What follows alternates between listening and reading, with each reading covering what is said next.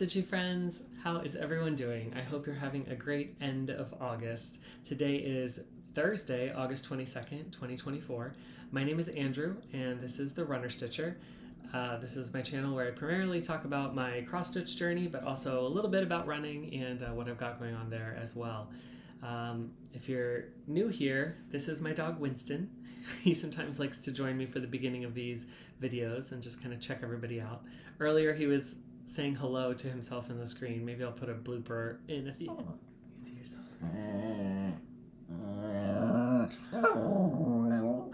But it was pretty funny when he was talking to himself on the screen. So I am back a little bit early to share some of the progress I've made. Typically I record my videos on Tuesdays. That's kind of what's been working out for me, and releasing them that every 2 weeks. So next Tuesday would be the date I normally do, but as you know, I'm going on vacation, and I thought, why not just start with a clean slate when I come back, and so share all the progress I've made up to this point, and then we'll start clean after my vacation. So I've got a good amount to share with you today. I'm actually happy with what I was able to accomplish this month and excited to show you all the projects. And yeah, we'll go from there. But first of all, I wanted to talk a little bit about my running journey. And as you know, I'm training for the Chicago Marathon in October. And this past weekend, I had another one of my long runs. It was a 17-miler. And the run itself went fairly well. I did feel really exhausted and tired by the end of it. But the run itself went well. The temperatures were in like the mid to low 70s, and it was overcast, so it wasn't super sunny, which was great. The problem was, I think when I started the race or the run, it was like 97% humidity. It was so humid. And I think the mixture of the cooler temperature and the humidity, I just didn't realize how much I was actually sweating. I drank a lot of water, a lot of Gatorade along the course, but by the time I finished, I was exhausted. I was really tired. And on the subway ride home, I started not feeling well. My stomach was feeling upset, and I was feeling a little lightheaded. And yeah, let's just say the rest of the day, Saturday, I was down for the count. I thought I'd have some recovery time to cross stitch, and I couldn't do anything. I just laid in bed. I was so tired. I think the humidity had just really taken it out of me. And it's funny, it seems like there's always one of these long runs during marathon training where it just takes everything to get through it. It's not always the same run, it's not always the same distance, but there's always one that just completely wipes you out, and this was that one. I was supposed to do 8 more miles the next day on Sunday, and I just couldn't. It also was really rainy here, so I used that as an excuse, but I just skipped that 8 miles. So it was a little bit discouraging, but needless to say, I still accomplished the 17 miles. I've been doing my runs this week as called for, so I've got another big one lined up while we're on vacation, an 18-miler, and I know where I'll be running it in California, so I'm not too nervous about where to do it in a new place, but yeah, I'm just sort of hoping it goes well or better than the 17-miler. So hoping the worst of the training is over and now my body can just get back to things. This week has been so nice here in New York. The weather has been really beautiful. The humidity went away after my long run, and the lows have been in the upper 50s. So when I run in the morning, it's usually like 59 or low 60s, which is just perfect. I love fall running. It's my favorite time to run, and we are definitely getting that this week, so that's been really good. So yeah, just goes to show that not every run, not every race is a good one, and not every race is you're gonna feel great afterwards, and you kind of just power through those tough ones and move on to the next one, and make sure the most important is that you're taking care of your body. So listen to your body and rest when you need it. That's definitely important. So that's a little update on me. Hopefully the coming long runs will go well better, and we'll move forward. So now it's time to get into the cross stitching. So yeah, I've got 4 whips for you this time. I don't have any new starts, I don't have any finishes, I don't have any fully finished objects, so just kind of one of those weeks, just working on my whips. But the first whip I've got to show you is Comfort Lighthouse by Carriage House Samplings. I am stitching this on a 36 count Ren by Picture This Plus, and I'm stitching this for the hashtag Let Your Lighthouse Shine Sal. That's the Sal that I'm hosting along with Alex from Salix Stitches and Laura from Lala D Stitches. And everybody's making progress in different parts and different places of the piece, which is really fun to see. So you saw where I was last time, and this time, so I'm just stitching this from the paper pattern in GoodNotes, and so I don't have really any statistics on the piece, but I'll just show you where I am now. But the last time you saw it, I had the lighthouse done, the crab done, and these stars up here. And so this time, I had the outline of the house done as well. This time, I was able to fill in that entire house. Look at all that block stitching. And those windows are so cool. I really like the windows there. And then I had a little bit of this blue left on my thread from the windows here, so I decided to come over here and stitch on the fish. And I got just a little bit of the mermaid's hair done here. This is like the top of her hair, which also form the waves for under the ship. And then I started working a little bit on the ship and the sails itself. So this was all done in one day. I got a lot done, and this project, it just keeps moving along so quickly. Like I said, I don't have a percentage, but I think I'm closing in, not on a finish, but I'm getting very, very close. I think I'm over halfway done because I got a lot of the bulk stitching done here. I've got the ship left here. There's a compass to do up here, and then I've got the mermaid, of course, so she'll be a big block, and there's a few more fish over here, and I think another crab maybe. But yeah, I'm so happy with how this piece has been coming along. It's been so fun to stitch this month of August and just kind of see the progress and stitch on something nautical during the month of August. It's really been a nice way to sort of close out the summer. So here it is again. I'll just show it really quickly. And for this, I'm using all the NPI silks that are listed on the pattern, which I am just loving how they are turning out on this fabric. And honestly, this fabric is why I chose to do this piece in the first place, because I saw the model stitched up and I just couldn't resist it anymore. So that's why I kitted it up, and it's turning out beautifully. So yeah, so this is Comfort Lighthouse by Carriage House Samplings. That is my first whip. Okay. Next up, we've got my Christmas Wonderland Sal, and this was my whip go call for the month of August, and my goal was to put in 4,000 stitches for the month. I think I had about 800 stitches to go or 700 stitches to go the last time we spoke, so I had gotten a big portion done. You'll see where I was. I'm going to put up a picture here where I was last time. The piece is now too big to fit in the little picture or the little title screen that I do. So I'm going to just pop in a picture here separately, but you'll see where I was last time. And I'm happy to say that I've now completed the whip go call. So I added 787 stitches, and that puts me at 4,137 for the month. So 137 over what I was supposed to do. But here is the piece. And you'll see that this is the section that I worked on this week. I think I completed both of these two houses down here at the bottom.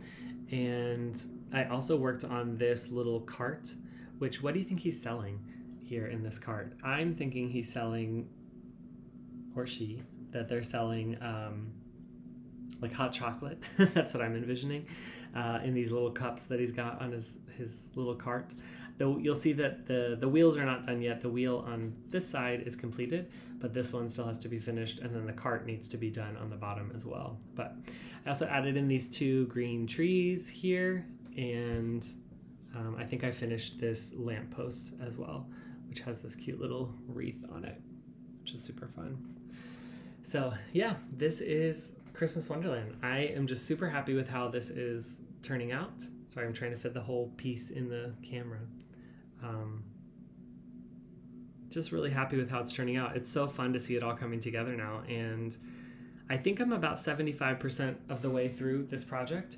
So there's still more to do, more stitching to come. This is one of the bigger areas with a couple more houses, and then there are a few more houses down here at the bottom, as well as like a snowman down here also. So, but really happy to have gotten so much accomplished this month. It was a big call. 4,000 stitches is no joke, and I'm really happy that it's now in and completed.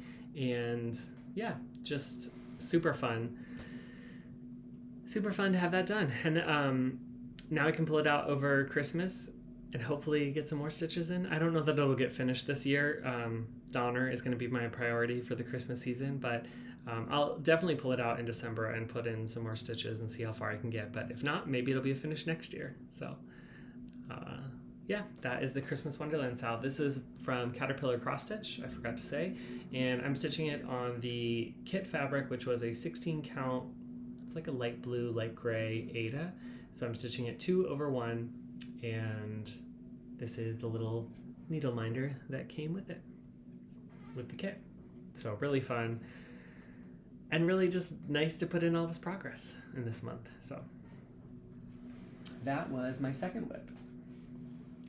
Okay, let's get into my third whip, and this is the fan favorite, Saga. Saga is back again.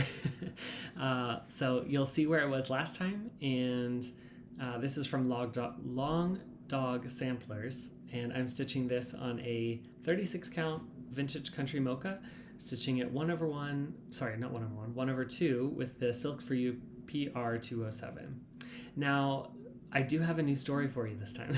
So I'm going to read you the story that goes with this latest arch that I'm just about done completing, but I thought it'd be fun to share it before I show you the actual image. So this story is called The Owner Occupier.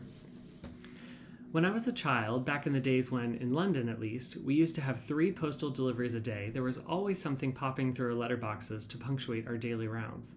Bills, bank statements, birthday cards, letters from pen friends on airmail paper with exotic stamps, invitations, the list was endless. There were also the inevitable mail shots, notices of local jumble sales or charity events, coupled with the downright junk.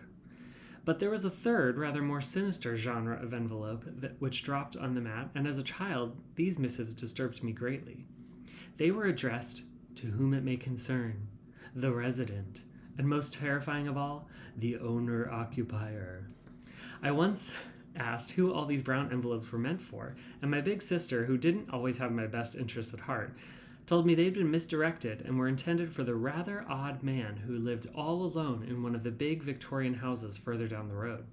He used to stand at his front door and just look out for hours on end, motionless and mute. He was probably more to be pitied than feared, but to me, he was the boogeyman, and to be avoided at all costs, so the thought of his mail entering our house simply served to fan the flames of my angst, and to me, armed with this knowledge, the miasma of despair that hung over his house grew thicker and even more pervasive. So there you have it. The extreme left-hand arch on the 4th row up from the bottom is the realm of the sinister owner-occupier, the stuff that nightmares are made of. Not all Saga stories are necessarily pleasant ones. So that is the owner-occupier story that goes along with the arch that I completed this time. So let's get this out, and I will show you my progress. So here is the house that we've got. Oops, sorry. There we go. Yeah, this is the part that I stitched here. So as you'll see, we've got the house in here, and if you'll look very closely, I will zoom in a little bit and hopefully you can see this. But you'll see the man standing in the doorway. He's so fun. I loved stitching him. The back stitching just brings him together, and his little pose with his legs kind of, I just love it. So that is the sinister owner-occupier who lives all alone in this big giant house. This big house was actually not too bad to stitch, but it's probably one of the biggest houses I've stitched apart from the Lighthouse. There was so much stitching in here. It's just very dense, and yet it moved quickly because it was block stitching, and so it just kind of went quickly. But yeah, so I finished this whole house. I got this little bird on top, and I also worked down. Last time I think I had these two designs in, but I worked my way down this column to have this completed. And next time I will kind of carry this column over here. And then there is a centerpiece here. There's 4 centerpieces in this row of arches that happen that just are a center, or like a piece of the arch, I guess, and or a post. So they don't really have a story to go with. So I am going to try to complete this post or this piece in the center, and then the rest of this arch. And then here, this part is where we'll get into the next big arch that will have the next story. So there might be some stitching to do before we get into the next story, but this is the update so far. I think it's looking really good. In total, I'm at 15.38% done this piece, which is really exciting. Again, this is my leap day long dog piece. So my goal was, I started this on leap day in February, and my goal is to finish it in 4 years. So far, I'm on track. This month I was able to add 1,757 stitches, or since the last time I saw you, and that's because I added a few extra days to make up for the days that I will not be stitching it while I'm on vacation. So I'm still caught up, and I will be caught up when I get back without having to do any extra catch up, which feels nice. But yeah, here is this house one more time with this little owner occupier and this beautiful arch. I mean, the design in this, it's just so fun. There's no way you can see everything that you're gonna stitch by just looking at the pattern. There's just too much. But as you stitch it, it's really fun to see everything kind of come to life and stitch things and designs that you didn't even know were in there. So I know last time I talked about these two that I loved stitching this pattern. I thought honestly I would get back to stitching the other ones on this side, and I didn't. I was happy to just continue down the arch and work on that big house and kind of get that completed, so I'd have another story to share with you. But yeah, so that is my update on Saga. I'm just gonna get this rolled back up real quick. And I hope you enjoyed the little story update. Okay, so I've got one more whip for you. And this whip is actually a finish for now, which is exciting. This is the Mermaids of the Season Cell by Bella Filipina. You'll see where I was last time in this post, and you'll know that my goal is to complete each mermaid in the season that we're in. So with vacation time coming up, I knew I wasn't going to be taking this project along, and so my goal was to have all of the stitching completed before I went on vacation. And I had given it a couple of days just to be able to get that done, and I actually got a lot more done than I thought I would. So I was able to add, let me see, I'm just going to check my Notion real quick here, 1,372 stitches since we last spoke, and happy to say that completed the Summer Mermaid. So, are you ready for this? I hope you're excited. I was very excited. And here she is. So this is the Summer Mermaid completed. This is the true color of the fabric, just so you know and are aware. Sorry, I'm getting used to this new setup, and I'm trying a new video recorder this time, and it seems to be backwards from what I'm used to doing. So that's why everything's like not looking level. Anyway, this is the true like bluish color. It's a 28 count Singing in the Rain by Fiberlicious Yummy Fibers. And I'm going to zoom in and it's going to get really grayed out, but you will see the Summer Mermaid with all those beads. I think that there were more beads in this one than in the Spring Mermaid. I could be wrong, but I hope you're seeing some of that beautiful beading and the colors. I wonder if I can get this even closer. Let's see.